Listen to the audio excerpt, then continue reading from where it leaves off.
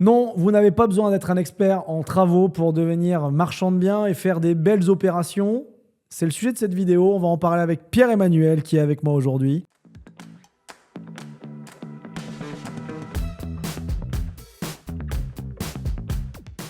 J'espère que c'est effectivement pas le cas parce que je suis extrêmement nul en travaux. Et moi également, en fait, je peux peindre un petit peu, je peux planter quelques clous et quelques chevilles. Décoller de la tapisserie. C'est déjà bien, mais je ne suis pas un grand expert dans les travaux. Et le but dans cette vidéo, c'est de discuter de comment on fait pour autant des opérations de marchand, comment certains de nos membres qui n'ont aucune connaissance, compétence dans le domaine des travaux peuvent réussir à faire des opérations. Est-ce que ça te va qu'on parle de ça? Ça me va très bien. On a 150 marchands de biens dans le cercle aujourd'hui. Et je peux vous assurer qu'il y en a beaucoup qui ne mettent pas les mains dans le cambouis sur la partie travaux. Et d'ailleurs, c'est souvent une des appréhensions que j'ai en entretien de recrutement. C'est PE, comment est-ce que je fais? Je suis nul en travaux. J'ai envie de devenir marchand de biens, mais je ne sais pas comment faire. Ça tombe bien. Tu n'as pas besoin de ça. Donc, on va discuter de comment on peut gérer nos opérations alors qu'on ne sait pas faire de travaux. Ouais. Donc déjà, la première chose dont on va parler, c'est que toutes les opérations n'ont pas besoin forcément d'avoir de travaux. On parlera, je pense, si tu veux bien, de la façon dont on peut, déléguer, piloter des artisans. Et puis, en fait, ça sera déjà pas mal. Et ça permettra d'enlever une idée préconçue qui est « je dois maîtriser la technique pour faire des opérations ». Et du coup, peut-être l'étape 0, c'est qu'est-ce qu'on attend d'un marchand de biens en fait. C'est vrai. Tu vois, genre instinctivement, on se dirait un marchand de biens, il doit savoir tout faire, il doit savoir faire les travaux. En fait, oui, tu dois savoir piloter des travaux. Oui. En revanche, est-ce que tu dois savoir planter les clous? Heureusement que non, pour moi. Eh ben, on va commencer par ça. Alors, on a déjà fait des vidéos sur la super compétence du marchand de biens, qui est la capacité à être le grand chef d'orchestre des opérations immobilières et être capable de coordonner les différents acteurs et les interlocuteurs, capable d'ordonnancer en fait les différentes étapes d'une opération, de son sourcing, à son débouclage, sa commercialisation, la gestion des travaux, etc. Mais qui n'est pas dans l'expertise, ou en tout cas pour la plupart des marchands, n'est pas dans l'hyper-expertise et la maîtrise complète de chacune des opérations, mais plutôt leur pilotage et leur contrôle. Ça, pour moi, c'est le vrai boulot du marchand de biens, même si certaines fois, les marchands de chez nous, mais pas que de chez nous, ont des compétences très fortes dans certains domaines, veulent les appliquer, veulent les mettre en place, typiquement dans les travaux pour différentes raisons ou pas, quoi. Ouais, carrément. Des fois, c'est même de leur porter préjudice parce qu'ils savent faire les travaux et donc, tu vois, ils ont envie de faire les travaux et en fait, des fois, il ferait mieux de passer leur temps à trouver des nouvelles opérations plutôt que de bosser sur les travaux eux-mêmes, quoi. C'est un sujet. Quand on ne sait pas le faire, l'avantage, au moins, c'est qu'on n'essaye même pas de le faire. Et on est prêt à attendre qu'un professionnel puisse se déplacer, puisse le faire selon les règles de l'art, quitte à ce que ça nous coûte X centaines ou X milliers d'euros. Mais effectivement, quand on sait le faire, et là, je pense à plusieurs de nos membres à qui je dis toujours attention, il ne faut pas confondre en fait le fait de vouloir optimiser les coûts et de choisir ses batailles d'un point de vue stratégique. Il serait peut-être plutôt, effectivement, comme tu l'as dit, plus efficace, plus efficient, avec une meilleure rentabilité à moyen long terme, de ne pas être sur le chantier à l'opérer, mais à le manager, à le structurer, éventuellement à donner un petit coup de main s'il y a besoin, mais pas à suppléer ou à le faire à la place d'eux. Carrément. J'ai envie de te poser des questions, mais ça sera la deuxième partie de la vidéo. Donc, passons à la première partie, si tu veux bien. Alors, la première partie, en plus d'avoir parlé du chef d'orchestre, il y a le fait que toutes les opérations de marchand de biens n'ont pas besoin de travaux. Et il y a plein d'opérations sur lesquelles on ne fait pas de travaux. La valeur, elle doit être créée à un moment donné, mais elle n'est pas forcément créée par les travaux. Tu m'as coupé l'herbe sous le pied. Et par la réalisation des travaux. Ok. Ouais, j'allais dire, mais Benjamin, si on ne fait pas de travaux, on n'apporte pas de valeur au bien. Il y a plein d'autres façons de créer de la valeur, même si on ne fait pas de travaux. Mais je le conçois tout à fait. Il y a des secteurs, il y a des typologies d'opérations qui le nécessitent, mais ce n'est pas la totalité du tout des opérations. Là, on a acheté 2 opérations à titre de marchand, donc moi perso, sur des immeubles qu'on a divisés. Il n'y a eu aucun travaux de fait. C'est vraiment du travail juridique, du travail avec des locataires, du travail d'urbanisme, du travail de négociation à l'achat, de la pré-commercialisation et de la commercialisation avec des stratégies particulières. pas de travaux du tout. Et ça a bien fonctionné et il y a de la marge. C'est pas la majeure partie des opérations, mais il arrive qu'il y ait aucun travaux dans certaines opérations. Donc, c'est complètement faisable. Déjà, c'était le premier point avec le sujet du chef d'orchestre. Ok, donc les travaux, c'est bien, mais c'est pas nécessaire. C'est pas toujours nécessaire, Pas toujours. en tout cas. Ouais, Toujours. exactement. Ça, c'était le premier sujet. Ok. Et déjà, ça va en détendre certains qui vont se dire, bon, bah, ok, déjà, il y a des opérations où je suis pas obligé d'en faire. Ouais. Et je pense à des gens d'ailleurs qui en font beaucoup à titre perso, locatif, etc. Ouais, c'est et clair. qui refusent d'en faire sur leurs opérations de C'est marchand. drôle, hein. Parce qu'ils se disent, j'ai beaucoup plus de responsabilités, beaucoup plus de galères. Il y a des sujets de TVA. Si vous connaissez pas les réglementations en matière de TVA, ça peut coûter cher si vous faites de la merde. Ouais. Et donc, du coup, bah, il faut bien le cadrer. Ils veulent pas prendre quelconque risque. Ils disent, je ne fais aucun travail sur mes opérations de marchand et pourtant, je fais de la marge. Ouais, carrément. Bon, après, nous, on a un truc un peu plus nuancé en se disant, bah, si tu t'enlèves tous les travaux, ça te ferme quand même pas mal de portes. C'est ça. Mais bon, faut savoir gérer le truc, mais c'est pas obligatoire. La marge peut venir, enfin, la valeur peut venir de plein d'autres sujets. Exactement. On achète des problèmes, on vend des solutions, c'est ça que tu dis tout le temps? C'est exactement ça. Ok. Et on n'envoie pas des fusées sur Mars. Et on en voit pas. C'est simple. Exactement. Toujours. Ok. OK. Maintenant, sur les opérations où il y a des travaux. En fait, le sujet, c'est un peu ça. C'est comment je vais faire pour correctement les gérer, comment correctement pricer, correctement suivre le chantier. Et donc, du coup, en fait, c'est la préparation en amont du chantier et, je dirais, le suivi ou en tout cas le pilotage derrière de la boîte, des artisans, etc. Ça, c'est les deux sujets qui font souvent peur parce qu'en fait, le premier, c'est je ne sais pas combien ça va me coûter, j'ai pas de certitude de la personne que je vais faire travailler, etc. Et plutôt, le pilotage, c'est la qualité, le respect des délais et est-ce qu'il va aller jusqu'au bout du chantier. Donc, il y a un côté prix et confiance et l'autre, c'est respect des engagements pris au départ. C'est pas les mêmes choses, c'est pas les mêmes éléments, mais c'est des choses qu'il faut globalement quand même sécuriser en amont parce que ça peut vite partir en vrille sinon. Voilà. On aborde les deux ? Ok, let's go. Vous avez des questions existentielles sur l'activité de marchand de biens, une question technique, juridique, de financement, le montage, le calcul des opérations, vous ne savez pas où poser votre question. On a peut-être la chose qu'il vous faut, c'est Cercle IA, l'IA du Cercle MDB, avec nos connaissances, tout notre cerveau et notre base de connaissances qu'on a montée avec tous nos membres. Et si vous voulez l'essayer, c'est avec plaisir qu'on vous donne un accès gratuit avec quelques requêtes pour pouvoir le challenger et obtenir toutes les réponses que vous souhaitez. Pour cela, il suffit de s'inscrire, de cliquer dans les liens autour de cette vidéo. Vous aurez toutes les informations. Sur la première partie, je pense déjà que le fait de structurer ce qu'on veut, de bien expliciter ce qu'on veut comme travaux, avec une forme de cahier des charges. Alors, on n'a pas besoin de faire des documents hyper complexes, etc. Mais de savoir exactement ce qu'on veut, c'est le préalable à tous les travaux qu'on va réaliser. Là-dessus, je pose une question très bête, mais étant totalement novice en travaux, est-ce qu'il y a des outils qui te permettent de mieux définir le cahier des charges? Alors, il y a des outils et il y a des personnes. Donc, en fait, on peut se servir d'outils, de documents qui existent, qui permettent de reprendre un peu les principales demandes qu'on va avoir. Pourquoi pas se servir de l'IA pour faire des estimations. On a parlé de Cercle IA, évidemment. Et pourquoi pas avoir des photos qui sont étoffées dans le cahier des charges pour expliquer exactement les éléments qu'on a besoin d'avoir. Les spécifications qu'on veut, je ne sais pas, vous voulez telle marque d'électricité ou d'interrupteur, vous voulez tel meuble de salle de bain, vous voulez un bac à douche, vous voulez une baignoire, etc. Enfin, ce genre de choses dans les éléments d'équipement aussi, ce sont dans vos cahiers des charges des éléments clés qui vont vous permettre de comparer ensuite les bons éléments entre eux. Et de ne pas faire juste venir vos artisans ou le maître d'œuvre ou l'architecte et lui faire décider. Donc de base, d'avoir une liste de ce que vous voulez qu'il soit fait, ce que vous voulez faire, et puis ensuite de l'ajuster, bien sûr, mais de base, une forme de cahier des charges qui peut être reprécisé. Et ça, c'est avant d'appeler des artisans, des boîtes tout corps d'État ou des corps d'État séparés ou la personne qui va gérer. Ça, c'est l'outil de base. Une fois que vous avez cet outil, pour moi, il faut les bonnes personnes. Voilà. Donc les bonnes personnes, c'est soit c'est vous qui allez coordonner un petit peu le tout. On arrive déjà presque dans la phase de pilotage, mais déjà de base, pour choisir les entreprises, soit vous avez des relations avec des personnes avec qui vous avez déjà bossé, vous connaissez, vous allez faire différents devis. La base restant d'avoir plusieurs devis, c'est indispensable pour pouvoir comparer et des devis sur les mêmes bases, d'où l'importance du cahier des charges. Carrément.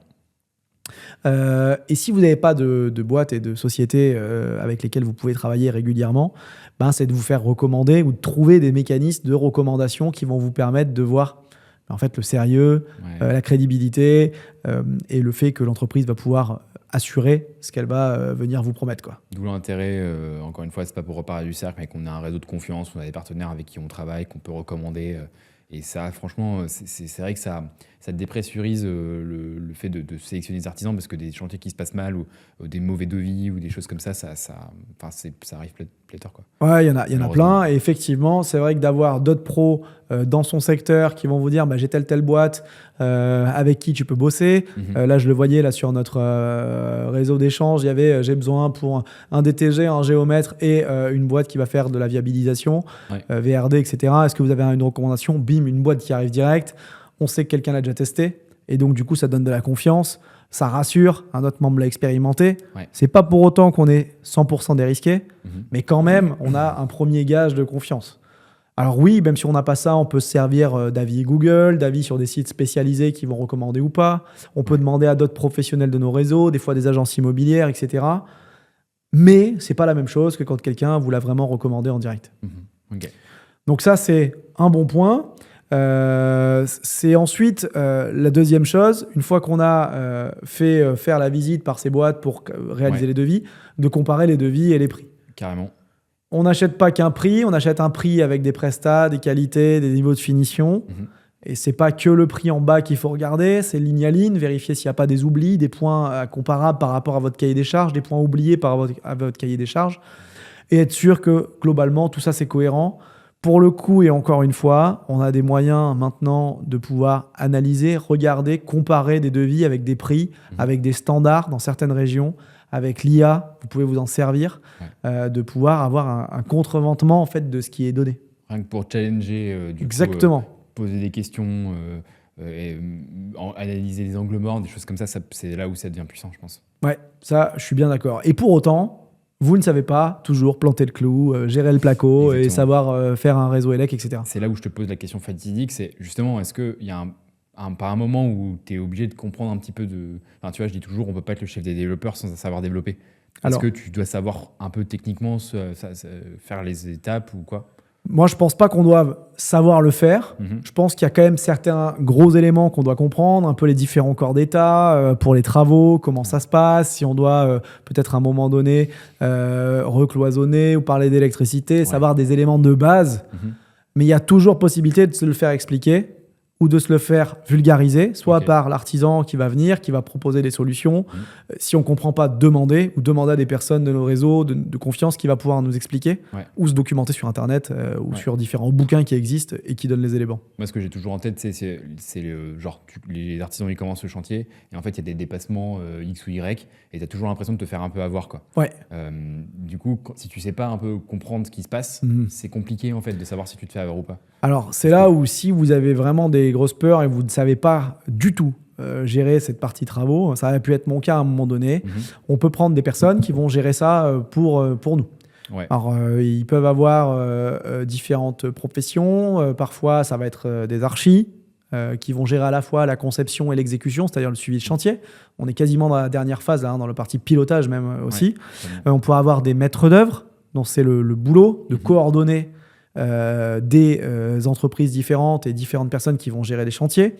On peut prendre également des personnes qui vont faire de l'économie de la construction ou des courtiers en travaux. Donc, ils vont chiffrer bien les travaux pour être sûr qu'en fait, c'est cohérent. Alors, toutes ces personnes-là, en fait, vous leur déléguez des missions, donc forcément, ils sont rémunérés. C'est de la prestation intellectuelle, c'est du service. Ils ont une rémunération. Alors, sur des petits chantiers, ça peut coûter un peu cher, mais sur des chantiers importants, c'est des véritables économies. Ce qui vont pouvoir traiter globalement la totalité, vous décharger de la charge mentale de la gestion de tout ça, et c'est une grande aide pour le coup. Quand on avait bossé ensemble sur un appartement il y a quelques années, j'avais pris un courtier en travaux sur ta recommandation et c'est vrai que en fait, on s'allège énormément. On passe d'un mode où on doit prendre un artisan sélectionné, etc., à un mode où on est juste en check, en validation en fait. Et Franchement, c'est beaucoup plus simple comme ça. On a juste on a notre budget qu'on doit tenir, on a des devis à checker ou pas, et puis intégrer ou enlever des éléments. Et puis, en fait, on a un rôle de check et de négociation plutôt que d'un rôle de sélection. Et franchement, déjà, ça fait beaucoup de boulot.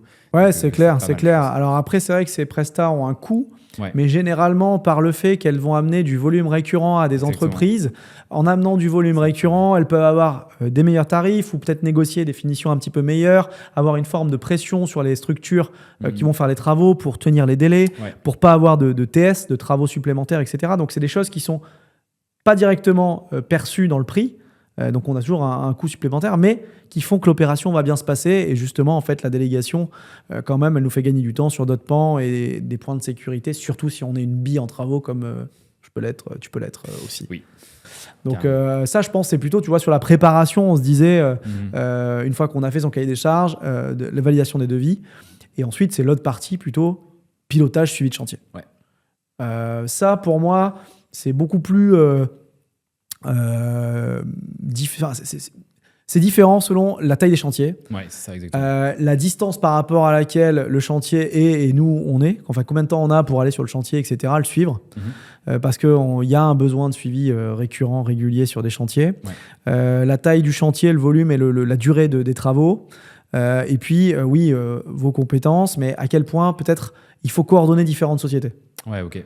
Donc, soit on a pris une seule société, elle va tout faire et elle s'organise en Parce que là, elle-même. c'est Il faut suivre le chantier global et la durée. Donc ça, c'est un sujet. Mhm. Mais s'il y a différents corps d'État, là, il va falloir coordonner que l'un vient bien après l'autre, qu'il soit OK pour s'être passé les clés, Ouais. qu'il n'y en ait pas un qui prenne du retard, sinon il met en retard tout le monde. Ça demande beaucoup plus de suivi. À partir de quel montant de travaux, je pense, tu fais intervenir un MOE? Alors ça va être très variable, mais maintenant, je dirais que ça vaut le coup probablement pour des chantiers de 70, 80 et plus. Ok. Peut-être même un peu plus haut. Maîtrise d'œuvre, du coup. Ouais, d'avoir une maîtrise d'œuvre, qui soit par le biais d'un archi, par un maître d'œuvre vraiment, mais en tout cas, l'une de ces deux personnes qui suivent l'exécution du chantier. Il y en a qui vont le prendre pour des chantiers moins importants, il y en a qui vont le prendre pour des chantiers beaucoup plus importants. Ça dépend un peu de leur expérience, de leur expertise. Mais c'est vrai qu'à un moment donné, d'avoir une personne qui est là, dédiée au chantier pour faire en sorte que ça se passe bien, généralement, le chantier se passe mieux que s'il n'y a personne. Ok. Même si vous êtes super bon, etc., et que vous êtes dédié au chantier. Et même probablement qu'il va te faire économiser des frais X ou Y par anticipation, par une meilleure gestion. Meilleure gestion, meilleur cadrage, il a le discours, il sait repérer des problématiques parce qu'il est du bâtiment, il est des travaux, il est de la technique, alors que vous pourriez passer complètement à côté. Complètement, ok. Donc ça, c'est un peu les grands points. Et sur le pilotage, si on donne des règles globales, généralement, il y a un pilotage hebdomadaire des chantiers, à minima. Des fois, on a des boîtes, des entreprises qui ont besoin d'un pilotage 2 fois par semaine, qui ont des questions, etc. Il y a des pratiques qui sont diverses et variées. Il y en a qui font des groupes WhatsApp pour suivre les chantiers. Il y en a qui vont discuter que par téléphone. Il y en a qui vont afficher les plans et gérer ça. Il y en a qui font un mix de tout ça. Les maîtrises d'œuvre, ils ont plutôt des plans avec des points de réunion de chantier hebdo et ils vont passer ou tous les 15 jours selon l'état d'avancement. En tout cas, il y a un sujet de pilotage des chantiers. C'est pas je lance le chantier et ensuite j'attends la fin. Terminé. À part si vous avez complètement délégué. Ouais, et encore. Il y a toujours des sujets, il y a toujours des aléas, il y a toujours des discussions et des solutions à trouver. Mais effectivement, c'est vrai que maintenant, et de plus en plus, et sur des chantiers, encore une fois, des chantiers un peu costauds, un peu gros, si vous n'avez pas trop d'habitude d'avoir une personne extérieure, ça a un coût, mais ça a un coût de la tranquillité et il faut le regarder en fonction de la qualité du service, du résultat, des délais tenus et de votre charge mentale qui est soulagée sur les chantiers. Ouais, complètement. Même s'il y a des messages à faire passer aux artisans, etc., si ça ne vient pas directement du client, ça peut aussi avoir un intérêt. Bon, c'est des fois pas mal de... Il y a une forme de fusible intermédiaire, voilà, en fait. C'est ça, de se dédouaner un peu, je pense. Soit de se dédouaner, soit de faire mettre en cause l'entreprise, soit en tout cas, de trouver un arrangement, une solution plus facile que quand on est confronté à la boîte en direct et capable de les tenir un peu différemment. Ouais, exactement.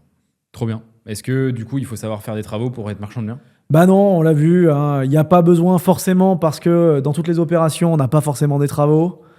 Il n'y a pas forcément besoin parce que la plupart du temps, on va le déléguer et on peut le déléguer au plus haut niveau, c'est-à-dire y aller au début, à la fin.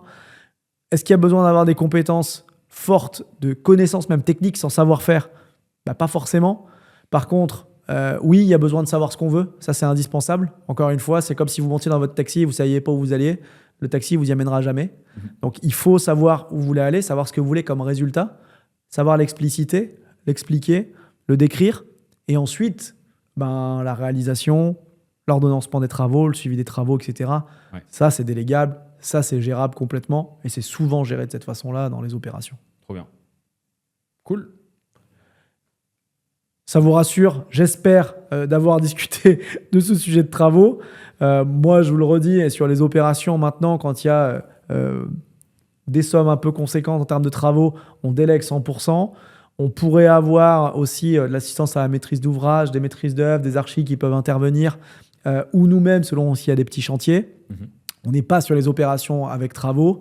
Un point qui est clé quand même à avoir, on en parle souvent à nos artisans marchands de biens, c'est votre valeur, elle n'est pas forcément dans les travaux, uniquement dans les travaux, et comptabilisez-vous comme étant une forme de charge. Il ne faut pas faire les travaux gratuitement et que ça soit la seule marge, parce que sinon, vous risquez en fait de déplacer la marge d'une opération de marchand sur une opération de travaux. Ce n'est pas le but. Par contre, si vous voulez optimiser ou aider un peu, ça, c'est possible, et c'est OK quand on démarre ou quand on continue, surtout si on apprécie le faire, mais Carrément, ça peut aider. il faut bien l'aimer. Et oui, des fois on est obligé de le faire même quand on n'aime pas, mais bon, ça c'est encore un autre sujet. Ça, c'est quand on répare ou quand on récupère des opérations qui ne se passent pas toujours bien. Donc on monte des meubles par exemple pour vendre en... Ça arrive, Ouais, vendre clé en main, et il y en a plein qui l'ont fait et qui le font encore, Et oui. et ça peut être OK. Mais même ça, on peut le déléguer. Et ça dépend un peu où vous pouvez passer votre temps et où vous allez mettre vos priorités Exactement. en fonction de votre évolution. Soit Ikea, soit faire du marchand. Il faut choisir. Faut choisir. Merci Ben en tout cas pour cette vidéo. Merci d'avoir visionné cette vidéo. Et puis bien évidemment, vous avez d'autres nombreuses vidéos sur notre chaîne YouTube, qu'il s'agisse de visites d'opérations, de notre formation gratuite également, de différentes discussions, d'interviews de nos membres. N'hésitez pas à aller les voir, les playlists dédiées. Vous vous abonnez également à la chaîne. On a dépassé 6000 abonnés et il faut que ça continue. Je vous souhaite une très bonne journée. Salut, bye bye et à bientôt. Salut.